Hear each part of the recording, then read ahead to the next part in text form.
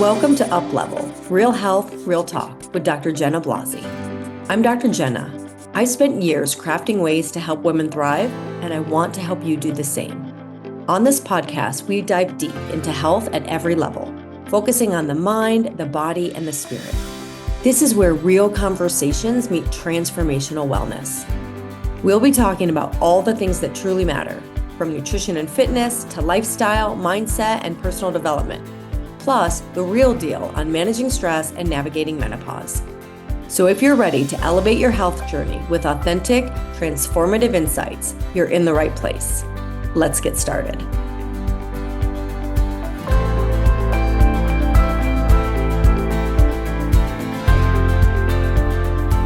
Hello, it's Dr. Jenna. Welcome back to Up Level.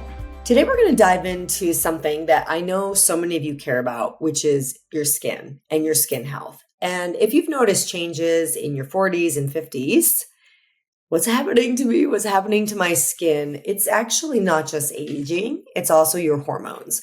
And so in this episode, I want to focus on skin changes in midlife. Some of this information will be beneficial just in general, but discussing those changes that are not just cosmetic, but actually biological. Estrogen matters for our skin. And so when we go through menopause and our estrogen levels drop, our skin changes. Our collagen production goes down, and collagen keeps the skin firm and plump, which is why babies and little ones have such nice, beautiful skin. It also affects hydration and barrier function. So when we have plenty of estrogen, our skin doesn't dry out as easily. When we have less estrogen, our skin gets drier. And if you're with me here in the desert in Arizona, it's already really dry. Sometimes I feel like just shriveling up here in Arizona. And estrogen also affects elasticity of the skin and wound healing. Wound healing, and just again, when we look at elasticity and collagen, for example, when women have babies later in life, their skin doesn't bounce back as quickly and easily. I remember after my daughter, because I was in my close to mid 40s when I had my daughter versus when I had my son, I gained 50 pounds with both of my children. And my skin didn't bounce back as quickly after my daughter. There was more on my abdomen, creepy skin that I was trying to compensate for. And it's that loss of collagen as our estrogen changes, also a bit as we get older. So women lose up to 30% of collagen in the first 5 years after menopause. So when we're looking at bone health, these first 5 years, even before menopause, but around menopause, 2 or so years before and 3 or 4 years after, greatest bone loss. This is also true for our collagen. 30% of our collagen is lost in the first 5 years after menopause. So when we're looking at what happens in perimenopause and menopause, when we enter perimenopause, estrogen starts fluctuating. And look, if you're a cycling female listening to this, think about your skin changes that you have around your period. So you might break out, you might have changes in your skin. So our hormones have a big influence on our skin. And so in perimenopause, estrogen starts fluctuating and we get more dryness, potentially acne. We hear people say, quote unquote, adult acne, sensitivity in general. And then post-menopause, there's a sustained drop where our skin becomes thinner, less elastic, slower to repair. This is not just about vanity, right? Skin is our largest organ. It reflects our internal health. And when I work with people with skin conditions, or let's say you're doing a clearing and it comes out on the skin like that, it's not fun because you can't hide that. And so we tend to be, as humans, fairly self-conscious about our skin and the condition of our skin.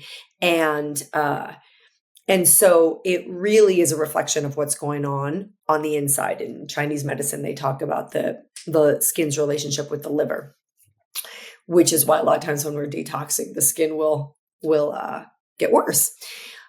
So I want to talk about what can actually help with skin. But when we talk about this reflection, I want to take a moment and let's reflect on this. Speaking of that, it reflects, take a moment and reflect on this.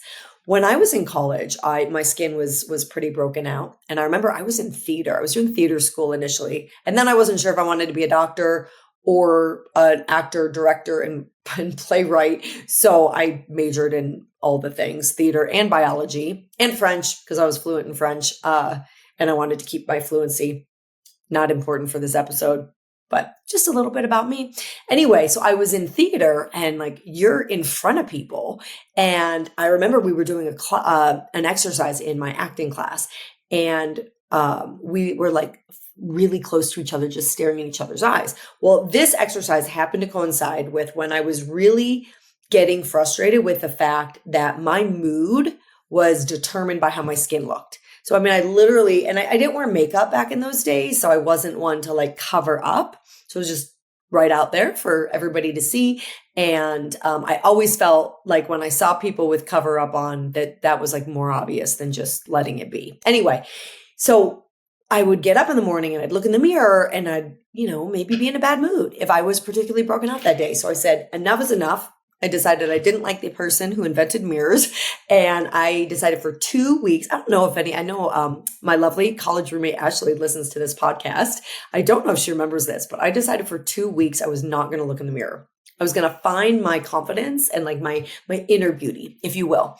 And it was really tricky because I wore contacts at the time. So I had to like go into the bathroom. And for those of you watching this, you'll see my demonstration here. I had to like swoop up to the mirror and like, I guess hear that horn. I'm going to pause for a moment. Okay, it's over. So I would swoop up to the mirror and like pop my contact in and then back away before I could look at myself. But I found this really freeing.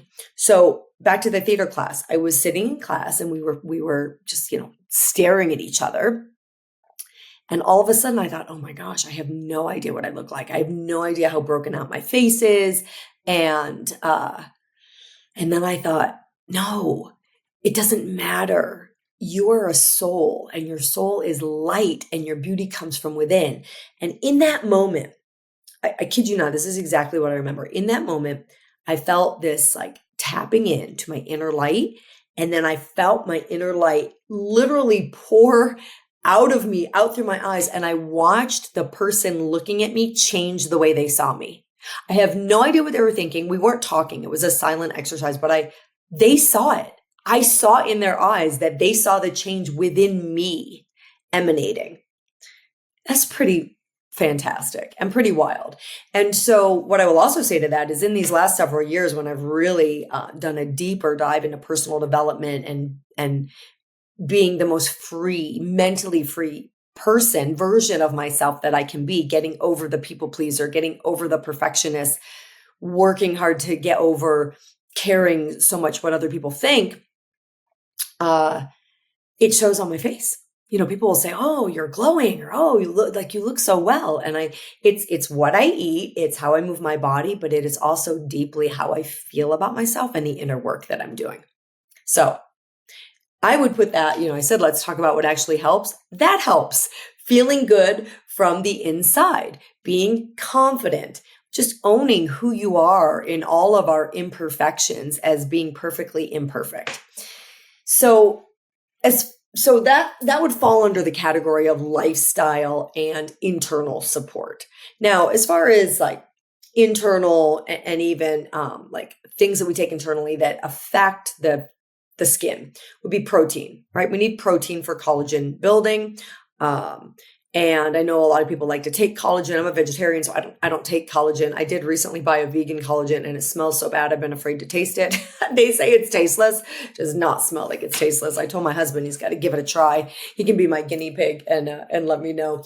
Vitamin C, zinc, antioxidants for your skin health. Healthy fats are going to be good for the skin barrier and for hydration of the system in general. And then hydration through water and also stress management, because cortisol will break down your collagen, which is why stressed out people don't typically look that good, right? They can be sunken. It's also from loss of sleep when our stress is out of hand, but it actually breaks down collagen. Then exercise, increasing circulation, increasing blood flow to help deliver the nutrients. And a healthy gut, I'm always talking about the gut, a healthy gut so that we can actually absorb our nutrients. So many of the people I see, they might be taking all types of things, but their gut is quote unquote leaky, intestinal hyperpermeability. And so they're not even absorbing, whether it's a healthy diet or the supplements that they're putting in their body. So we want gut integrity, healthy diet, lots of hydration, getting all those nutrients, absorbing those nutrients, exercising and improving our circulation and the flow of those nutrients. And I didn't put this on my list for this, but I would say sauna as well, like doing an infrared sauna or doing that type of sweating where that's like circulation and you're sweating out various things that can leave with quite a nice glow. As far as external support, there's retinoids and retinols, and these stimulate collagen. And I used to think that these were like really, really bad. I don't know that I think that anymore. Moisturizers like with hyaluronic acid and other components. Hyaluronic acid can help your own collagen production as well, I believe. And then sunscreen, because UV accelerates collagen breakdown. And I'm a fan of non-toxic sunscreens. I don't love slathering chemicals. Our skin is our largest organ. So getting like a mineral-based, non-toxic, but effective sunscreen, because there's a lot of, quote unquote, natural ones out there that are not effective. The ones that are effective are typically like zinc-based. So that we can protect ourselves from the sun. And I do want to get into a deeper look at estrogen topically, which we're going to do in just a moment here as far as external support. And then hormone support for women on MHT, remember menopausal hormone therapy, estrogen therapy, this can improve skin. It's not necessarily a reason to go on it alone, but it's a benefit. It's a benefit. And then if there's, I've been talking about skin, like thinking mostly the visual skin, but vaginally, there's atrophy, there's dryness. This interferes with intercourse. This interferes with, it causes pain for women. And so estrogen topically, vaginally is super effective for restoring the skin in that area to make sex more comfortable and less painful, and to really help with those symptoms. So I'm a huge fan of that because it's an easy fix that's safe even in women who have a history of hormone positive cancers. They can do vaginal estrogen to restore that tissue, which is going to bring me in a moment to this idea of, well, if we can restore the vaginal tissue with topical estrogen, can we not have a benefit on our face, for example? So I think there's a myth that expensive creams are going to reverse aging. It's sort of like the myth that there's like some magic pill in a bottle that's going to change everything for you. The truth is most of these expensive creams only hydrate. But if they have some of these things I've talked about in them, they can be helpful. The hyaluronic acid, collagen, peptides, and things. But real changes come from the inside out. So these are complementary. But if you're eating a terrible diet and you're super stressed and you're not sleeping, like the most expensive cream in the world is probably not going to be a miracle for you. And there's another myth that once collagen is gone, you can't rebuild it. And that's not true. We can stimulate new production with lifestyle, with treatments. I don't personally know the research on it, but I know I go to somebody locally who does laser treatments and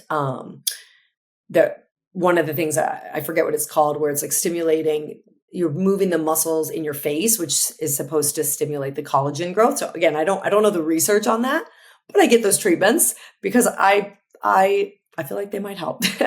All right, so let's look at, before we close, let's look at estrogen for the face. All right, because there are multiple clinical studies and reviews that report that topical estrogen can increase your skin thickness, collagen content, hydration, reduce fine wrinkles in estrogen deficient, aka postmenopausal skin. But it's mixed. And, there's some in vivo trials and then there's some systemic reviews. And again, I don't want to get into the nitty gritty of the research, but there's some evidence that topical estrogen may improve dryness, texture, elasticity. And there are women that will speak to this anecdotally. But a lot of these reviews also call for larger, longer trials to really dial in what is the dose and it looks promising in the short term, but really needing maybe more randomized controlled trials and long-term studies. And then, as I mentioned, like there's those non-hormonal approaches of different technologies and cosmetic approaches. And there's some supportive data on that. I'm just not as familiar with that personally, but I do feel like I didn't take care of my skin most of my life, honestly. Like I'm not a regular face washer. Every esthetician I've ever gone to is like, gives me the little shame on you. and even still, I only wash my face once a day. And I know we're supposed to do it before bed, and I do it in the morning. So I'm not the poster child for taking good care of my skin, but I did start once I turned about 50, I think. I did start actually using products regularly, washing my face regularly, because I'm not even sure I was doing it before then, and getting some of these extra like technology type treatments. And I really do feel like they've made a difference. And I think if I looked at before and after pictures, they probably have. Okay. So there are some, big name clinicians out there who are publicly endorsing these targeted topical estrogens. Now, these are typically localized estradiol or a low dose estriol, more often estriol, which is E3, which is the weakest of the estrogens.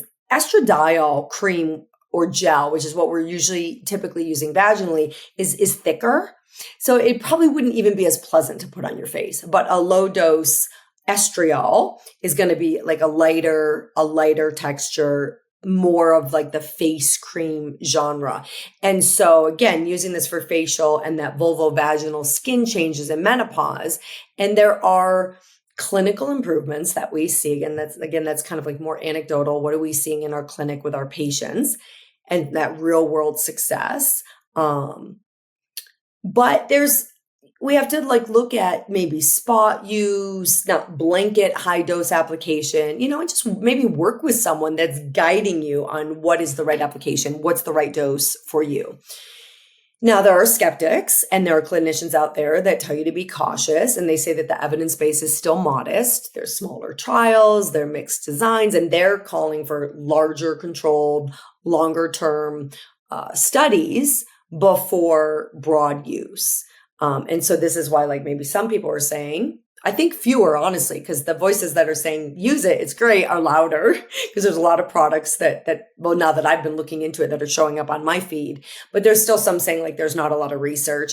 I feel like this is a fairly new idea. I could be wrong about that, but I don't remember hearing about people putting estrogen topically on their face a few years ago. And when I did my fellowship in menopause, was about 2 years long, we never talked about that, but it started coming out towards the end of that. We were all like, oh, wait a minute, what is this? And so I feel like there's more and more coming out about it. So my ideas on this may change. I'm thinking of trying it. I'm not worried personally, again, work with someone. I'm not worried about like the safety of a low dose estriol on my face. And so I'm actually thinking of trying some of these products and seeing what I think. So I have my own experience, but recognize that first of all, like systemic absorption from a low dose topical formulation is minimal, which is why vaginal estrogen, even estradiol, is safe, even with a personal history of breast cancer, et cetera. Now, again, when I say something like it's safe, let me just caveat here, I'm not your doctor. I'm not giving you medical advice, like work with a skilled practitioner, okay? The other thing to recognize is that products vary enormously. So you have like compounded creams, prescription, like clinic brands that you'll see advertised online, over the counter, and these are not interchangeable in dose, in regulatory oversight, etc. So just be aware of that in your decision-making process of what is the right one for you. And, ideally probably a good practice would be to use a product that has clinician oversight to it, maybe some baseline like counseling of what's right for you, follow up, etc. So the bottom line is, yes, there's research that supports topical estrogen improving certain signs of estrogen deficient skin, collagen, thickness, hydration. No, it's not uniformly settled, so to speak. I don't know that science has ever settled, but settled in large long-term RCTs, which are randomized controlled trials, like across the various formulations that are out there. And that's why some experts are pushing back. But what I'm seeing more experts speaking out for it, honestly. And so take that as you will. I always believe in starting from the inside, both the food we eat, all the lifestyle stuff I talk about all the time, getting proper sleep, managing stress, the food we eat, moving our body, and then maybe a little bit of, infrared sauna, or sometimes I think steam room would be better in Arizona because it's so dry here, but I love my infrared sauna. And then some of these other treatments, and then topical as a complement. And if you're doing those inner things and then the inner work of, peace of mind and self-growth, it's going to reflect, and the topicals may have a synergistic effect. But let me finish with saying that this is not about chasing youth. It's about vitality. It's about feeling good in your body, feeling good in your skin, no pun intended, or maybe pun intended, because vitality and health show up through your skin. And and this is what's always interesting with people. Like I hear people disregard certain diets based on how healthy the people eating those diets look. And so like over the years, a lot of people sometimes are like, oh, I'm so shocked you're a vegetarian. All the vegetarians and vegans I know, they look so unhealthy. Well, maybe they're like fast food vegetarians, or maybe they're super stressed, but we tend to sort of judge people. I used to do that. I remember at Wild Oats, there was a guy that sold these delicious raw pies, but he was so unhealthy looking. He was gaunt. He was pale. Like he did not look healthy. And he's like, raw food diet is the way to go. And I just remember thinking, dude, you're not the poster child for this diet. And I have to say, as far as extreme raw food, here I'll do some polarizing to my raw food friends. I'd say across, like as a generalization, I haven't actually found many raw foodists that I feel look healthy. I think that we all have different constitutions, and I think it's a very special constitution that's going to thrive off a fully raw food diet. And a lot of people I've known over the years, I felt would really benefit from like a baked potato or something. But again, not saying that to judge, just saying our skin does show up. Our diet shows up. Are we vital? Are we healthy? It's showing up through our skin. And you absolutely can influence how your skin ages. And so I'm going to encourage you. Here's your takeaway. Here's your empowerment takeaway. I am going to encourage you to choose one inside and one outside step to start this week. What can you implement? What is one inner thing that you can work on? Might be peace of mind, might be meditation, might be better sleep, whatever. Confidence, positive affirmations about yourself instead of all the negative self-talk, whichever. And then one outside step that you're going to give a try. So that's what I wanted to talk about today. So if you've been looking in the mirror, wondering where your glow went, it's not gone. It is not gone. Your body is shifting. And when you give it the right support, your skin can reflect your health and vitality again. So I invite you, please share your favorite skin support tip with me, either through email, Instagram, Facebook, wherever you want to engage with us. Because we look at all of those, and let us know. And I hope you found this super helpful and thought-provoking maybe for you. And I look forward to seeing you next time. Thanks. Bye. Thank you for joining me on this episode of Up Level, Real Health, Real Talk. I hope today's conversation inspired you to take the next step in your health journey, one that nourishes not just your body, but your mind and spirit as well. Don't forget to subscribe so you never miss an episode. And if you found value in today's episode, please leave a review. Until next time, keep learning, keep growing, and keep thriving. And remember, true wellness is a journey, and you are on the right path.